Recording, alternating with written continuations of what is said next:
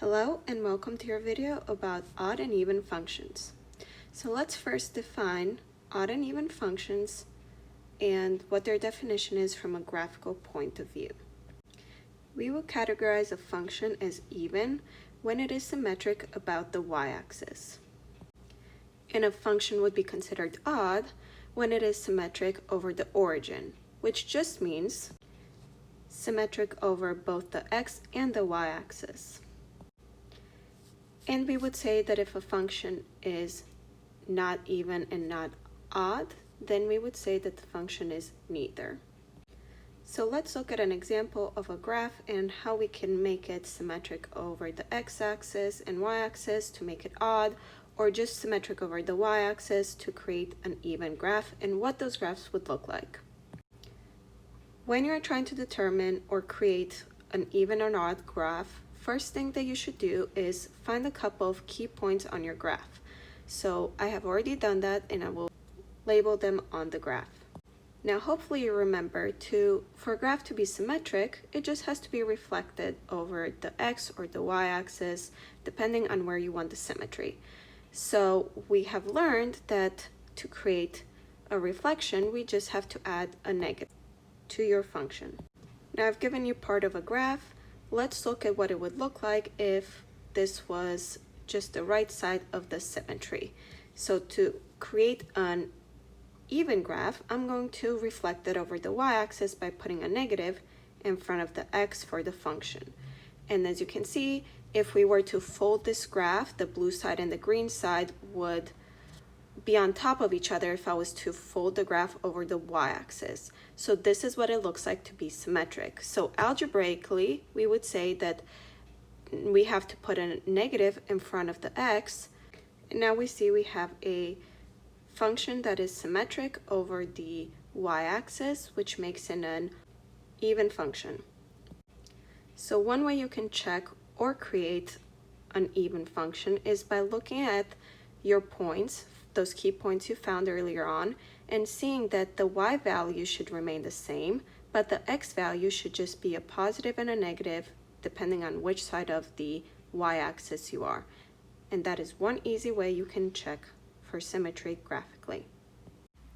So I have sketched a quick graph of a symmetric over the y-axis function, which would be called even, and I will label what the points should look like and how I can check for symmetry graphically.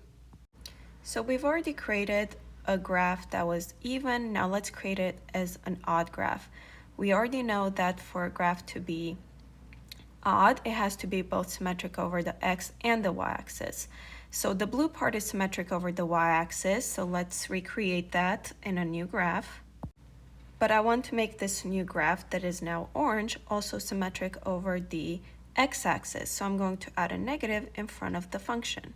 And as you can see, now this bottom part is going to be symmetric over both x and y-axis. So let's look at what that means for us from a point stand of view. So I have labeled two new key points on the symmetric over the x and y-axis part of the graph. And as you can see, one way you can check or create if a graph is odd, aka symmetric over x and y-axis, is, as you can notice, if you look at the x and y values of the 0.15 on the right side, on the left side, both the x and y axis values should be negative. Same thing with the other points. So I've made a quick sketch of an odd function, and I will label what the new x and y coordinates should look like if it is correctly odd. Now, those are the easiest way to create or check for an odd or even function graphically. But how about algebraically if we're given an equation rather than a graph?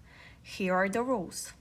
For a function to be even, you just replace every x with a negative x, and if your new function is exactly the same as the original, we can say that function is even. To check if a function is odd, we must check for both symmetries. So in essence, when we plug in negative x, we should get the exact opposite as the original function when it comes to their signs. Okay, so let's look at some of the examples. To check if it's either or odd, I always plug in negative x instead of my x. So let's look at the first one. I'm going to replace this x squared, but just the x with the negative x.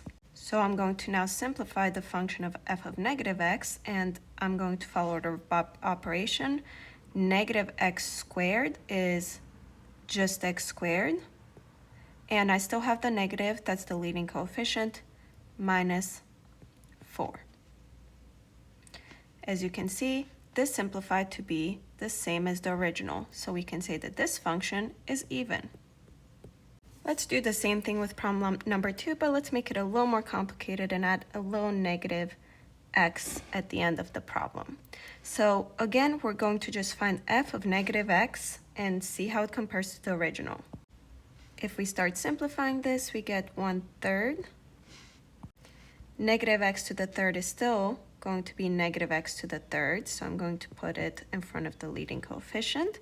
And then negative times negative x is going to be positive x. So this is definitely not the same as the original function, but if we look at the new signs, we see that this is negative and this is positive, which is the opposite of the signs we had here. And if we think about it, all we need it to be is equal to negative f of x. So you don't have to do this part because it's easy to usually see, but I'm just going to show it to you. Negative f of x just means that I would have to distribute the negative to each term. So what would happen is all the signs would change just as they did above. So since all of the signs changed when we did this last problem, we can say that this function is odd. Let's do the last problem and replace x with negative x. So when we simplify this function, we just get square root of negative x plus 5. This is not the same as the original function because our x is negative, so it's not even. And all of the signs have not changed because the 5 has still remained positive, so it is also not odd. Therefore, we would say it's neither.